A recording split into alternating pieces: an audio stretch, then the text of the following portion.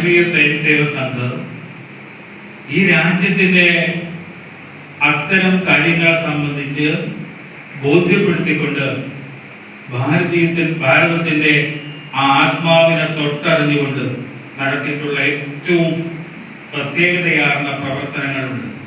ആ പ്രവർത്തനങ്ങൾ ഇല്ലായിരുന്നുവെങ്കിൽ ഭാരതം ഇന്ന് എവിടെ നിൽക്കുമായിരുന്നു എന്ന് ചിന്തിക്കുമ്പോഴാണ് ഒരു നൂറ്റാണ്ട് പിന്നിടുന്ന രാഷ്ട്രീയ സ്വയംസേവക സംഘത്തിൻ്റെ വർദ്ധിതമായ പ്രാധാന്യം നമുക്ക് ബോധ്യമാവുന്നത്.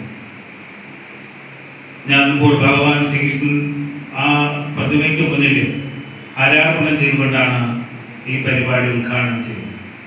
എൻ്റെ മുന്നിലിരിക്കുന്ന നിങ്ങൾ പഠിച്ചിട്ടുണ്ട് ബാലഗോകുലത്തിലൂടെ ഭഗവാൻ ശ്രീകൃഷ്ണൻ എന്താണ് എന്നതിനെ സംബന്ധിച്ച്.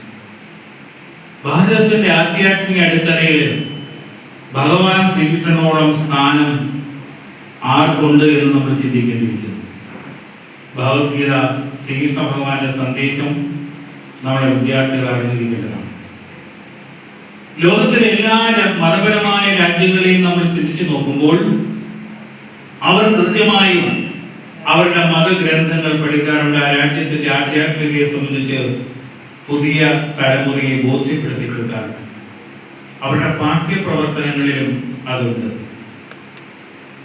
അമേരിക്കയുടെ പ്രസിഡന്റ് അദ്ദേഹം സത്യപ്രതിജ്ഞ ചെയ്യുമ്പോൾ വലത് കൈ ബൈബിളിൽ വെച്ചാണ് അദ്ദേഹം സത്യപ്രതിജ്ഞ ചെയ്യുന്നത്. അമേരിക്ക നമ്മളെ പോലെ തന്നെ ഒരു ജനാധിപത്യ രാജ്യമാണ്.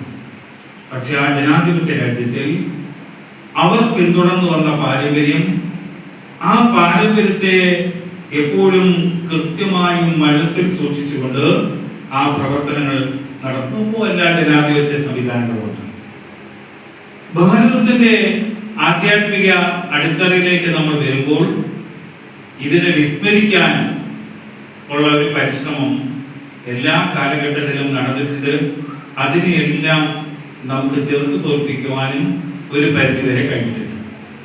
2014-26 ഭാരതത്തിന്റെ ചരിത്രത്തിൽ വേറിട്ട് നിൽക്കുന്ന ഒരു കാലഘട്ടം.